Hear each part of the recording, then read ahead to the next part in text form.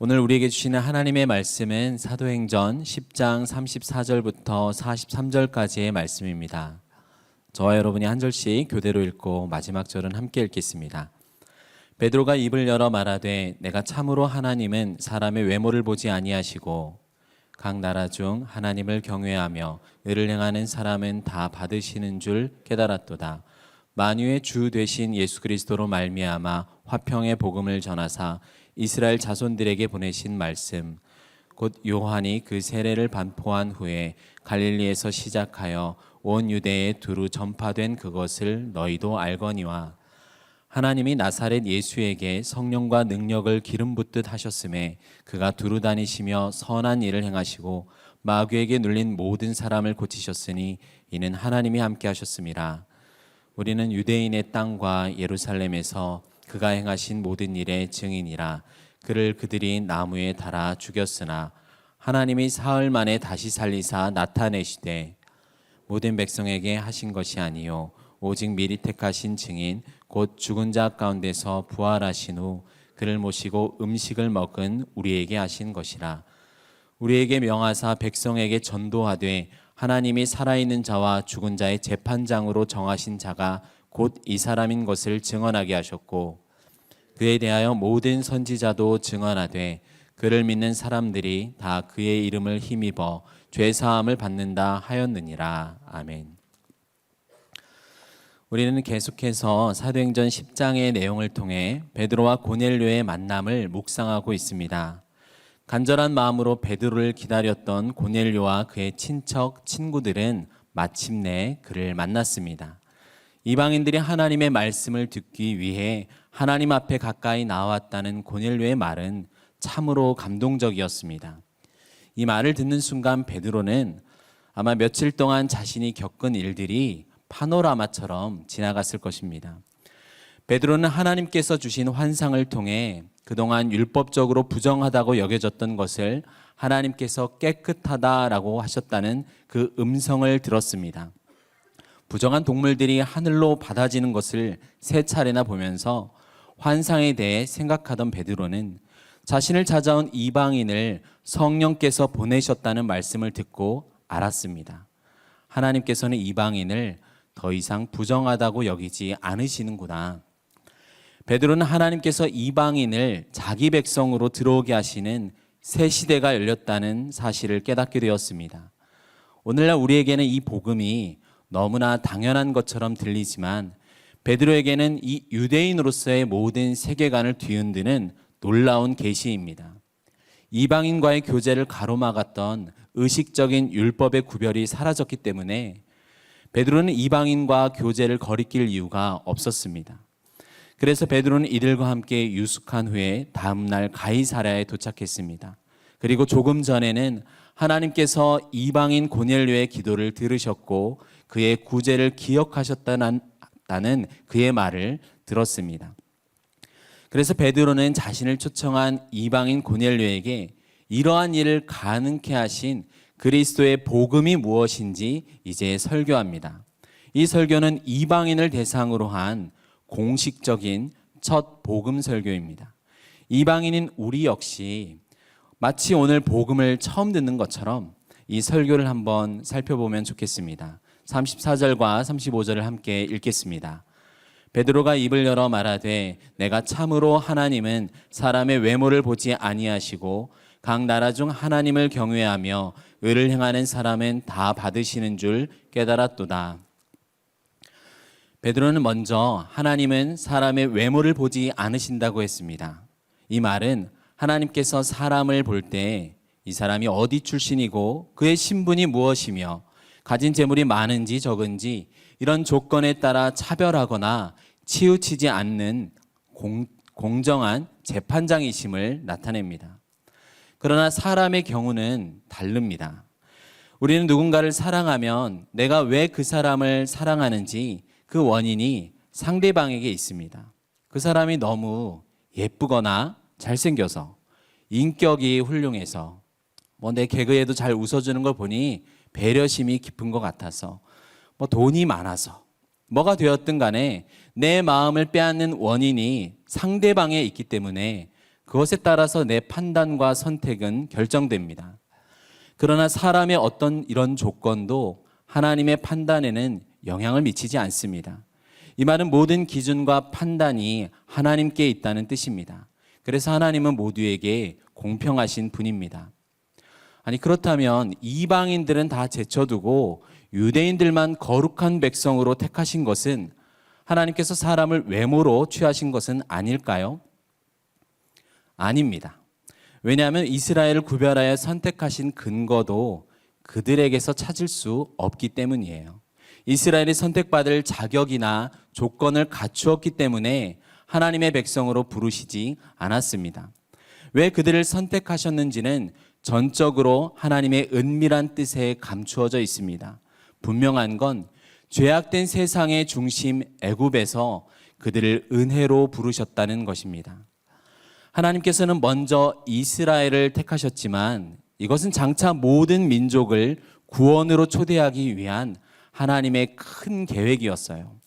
이스라엘을 애굽에서 이끌어내셨던 것처럼 하나님께서는 구약의 선지자들을 통해서 블레셋 사람과 아람 사람을 각 지역에서 이끌어내겠다고 말씀하셨습니다. 장차 오게 될 한 날에는 내 백성 애굽, 내 손으로 지은 아수르에게도 복을 주실 것이라 예언하셨어요. 그렇기 때문에 이스라엘은 스스로를 만족하게 생각할 것이 아니라 은혜를 우리에게 주신 하나님께 감사와 영광을 돌리며 주신 제사장 나라의 사명에 충실해야 했습니다. 그러나 이스라엘은 이 일에 실패했습니다. 하지만 사람은 실패해도 하나님은 실패하지 않으십니다. 하나님께서 구원의 은혜를 유대인뿐만 아니라 공평하게 이방인에게도 부어주는 새 시대를 여셨습니다. 그래서 베드로는 고넬료의 모습을 통해 비록 유대인이 아니어도 하나님을 경외하며 의를 행하는 사람은 다 자기 백성으로 받으시겠다는 하나님의 뜻을 이제 깨달은 것이에요. 하나님을 경외하며 의를 행한다는 것은 사실 율법의 핵심입니다. 유대인이나 이방인이나 더 이상 율법에 매이지 않고 율법을 이룰 수 있는 길은 하나입니다. 그것은 바로 하나님 사랑과 이웃 사랑이라는 율법의 요구를 온전히 이루신 예수 그리스도를 믿는 믿음입니다. 이방을 향한 하나님의 은혜가 고넬료에게 부어지자 이제 그는 복음을 받아들일 준비가 되었습니다. 우리 36절부터 38절까지 함께 읽겠습니다. 만유의 주 되신 예수 그리스도로 말미암아 화평의 복음을 전하사 이스라엘 자손들에게 보내신 말씀 곧 요한이 그 세례를 반포한 후에 갈릴리에서 시작하여 온 유대에 두루 전파된 그것을 너희도 알거니와 하나님이 나사렛 예수에게 성령과 능력을 기름 붓듯 하셨음에 그가 두루 다니시며 선한 일을 행하시고 마귀에게 눌린 모든 사람을 고치셨으니 이는 하나님이 함께 하셨음이라. 왜 예수님께서 이 땅에 오셔야 했나요? 화평의 복음이라는 사실에 그 이유가 있습니다. 성경에서 화평은 하나님의 통치가 잘 이루어지고 있는 상태입니다. 그런데 생명의 하나님을 버리고 떠나 하나님이 아닌 우상을 섬기고 내가 하나님의 자리에 올라간 사람에게는 평화가 있을까요? 전혀 없습니다. 하나님과 사람 사이에, 사람과 사람 사이에는 죄로 인한 다툼과 전쟁만, 이런 갈등만 경험할 뿐입니다. 사람의 마음과 중심을 보시는 하나님 앞에서 죄를 범한 인간의 상태는 무엇일까요? 성경에서 사람을 가장 낮추어 표현하는 것들을 보면 좀 심한 표현도 있습니다. 지렁이 같은 너 야고바, 벌레인 사람, 구더기인 인생이라고까지 말합니다. 베드로가 환상에서 내가 절대 먹지 않겠다라고 말했던 더러운 동물들이나 사실 유대인들이나 사람들 모두 별반 다르지 않습니다. 우리도 사회에서 일어난 어떤 악행을 뉴스나 신문에서 보게 될 때 아이고 이런 짐승 같은 사람 뭐 이렇게 말하기도 합니다. 그런데 사실 이 표현은 동물에 대한 모독입니다. 성경은 만물보다 심히 거짓되고 부패한 것은 사람의 마음이라고 했습니다. 모든 피조물 중에 거짓과 부패한 1등 나와라. 그러면 사람인 것입니다. 여기에는 저를 비롯해서 어느 누구도 예외는 없습니다. 그래서 유대인이나 이방인이나 모든 사람은 죄인입니다. 그러나 하나님께서는 이러한 죄인을 용서하시고 구원하시기 위해 아주 오래전부터 이스라엘에게 메시아를 약속하셨습니다. 그리고 그 약속대로 오신 분이 바로 나사렛 예수 그리스도이십니다. 베드로는 고넬료에게 갈릴리에서부터 시작하여 온 유대에 두루 전파된 이 평화의 복음은 너희도 이미 익히 들어 알고 있는 내용이라고 말했습니다. 유대인에게서 먼저 알려진 이 복음이 그들만을 위한 복음이 아니라 이제 모든 자들의 구원을 위한 복음이 되었습니다. 그리스도의 복음은 그동안 서로 원수가 되었던 유대인과 이방인의 장벽을 허물고 그리스도 안에서 한 형제 자매가 되게 하는 평화의 복음입니다. 그래서 예수님은 모든 나라와 민족, 만유의 주가 되셨습니다.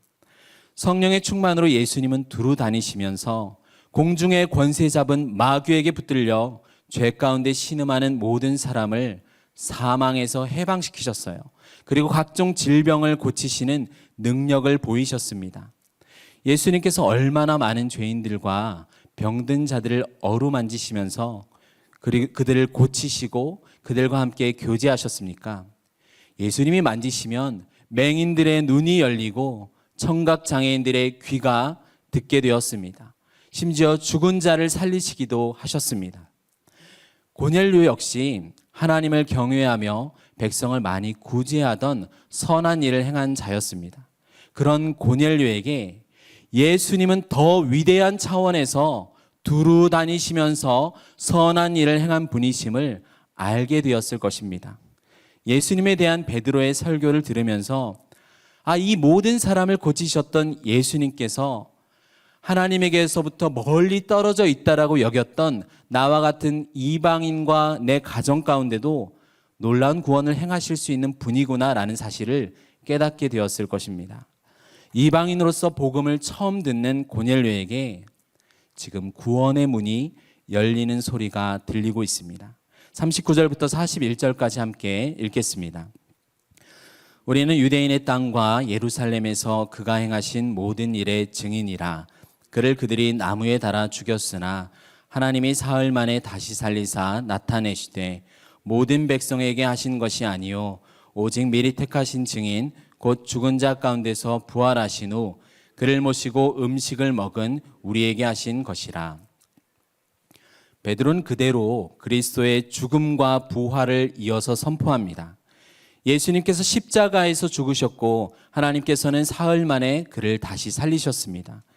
이 부활 사건은 하나님의 능력과 예수님께서 죄 없이 죽으신 의로운 분이심을 나타냅니다. 예수님께서 부활하신 후 미리 자신이 부활할 것을 말씀해 주셨던 사람들에게 약속대로 나타나셨습니다. 거룩하신 그리스도께서 사람의 죄를 사하시고 하나님과 평화를 이루신 사실이 먼저 부활을 통해 드러내셨어요. 그리고 이어서 제자들과 나눈 식탁의 교제를 통해서도 나타내셨습니다. 베드로는 부활하신 예수님과 음식을 나누면서 하나님과의 새로운 관계가 시작된 것을 그는 직접 체험했습니다. 이것은 장차 이방인들과의 관계에서도 동일하게 나타나게 될 일이었어요. 우리도 여러 사역과 공동체와 또 순예배에서 음식을 나누면서 우리가 교제를 하잖아요. 이것은 단순히 먹는 것을 넘어서 신앙 공동체에서 서로 관계를 회복하고 하나됨을 이루는 일입니다. 그래서 잘 먹는 것도 굉장히 중요합니다. 이 식사의 교제를 베드로도 며칠 전에 고넬료가 보낸 이방인들과 함께 지내면서 나누었습니다. 그래서 베드로는 예수 그리스도의 복음이 이제 이스라엘에게만 머무는 것이 아니라 이제 너희 이방인들에게도 이 복음에 믿음으로 참여할 수 있게 되었다는 그 사실을 설교를 통해서 고넬료에게 말하고 있어요. 우리 42절, 43절을 읽겠습니다. 우리에게 명하사 백성에게 전도하되 하나님이 살아있는 자와 죽은 자의 재판장으로 정하신 자가 곧 이 사람인 것을 증언하게 하셨고 그에 대하여 모든 선지자도 증언하되 그를 믿는 사람들이 다 그의 이름을 힘입어 죄 사함을 받는다 하였느니라. 베드로는 설교를 마무리하면서 사람을 외모로 치유하지 않으신다는 하나님의 성품이 바로 그리스도의 성품임을 강조합니다. 십자가에서 예수님께서는 이스라엘뿐만 아니라 모든 민족과 나라에 내릴 죄를 향한 하나님의 진노의 심판을 다 받으셨습니다. 이것은 이사야와 예레미야와 같은 구약의 선지자들에게 이미 예언되어 있는 메시아의 사역입니다. 한 인간, 한 나라가 아니라 모든 백성, 모든 나라, 모든 지역, 그리고 한번 시작하면 영원까지 내릴 공의의 심판을 받으신 분은 온 우주에 오직 예수님뿐입니다. 그래서 예수님을 믿는 사람은 그가 어떤 신분이나 인종이나 소유가 많으나 적으나 상관없이 누구나 예수님 안에서 구원을 받습니다. 이 약속은 모두에게 열려있는 은혜의 구원입니다. 그래서 하나님께서는 예수님을 모든 자의 재판장으로 정하셨습니다. 모든 죄인을 대신하여 죽으신 예수님을 거절하는 자를 심판하실 수 있다면 그분은 바로 예수님뿐입니다. 베드로의 설교를 통해 고넬료와 그의 가족, 친척들은 그리고 그들의 친구들은 예수 그리스도께서 자신의 구주이자 유일한 구원의 길임을 깨닫게 되었을 것입니다. 사랑하는 성도 여러분, 오늘 우리는 베드로가 이방인들 앞에서 하는 설교를 통해서 참된 복음이 무엇인지 살펴보았습니다.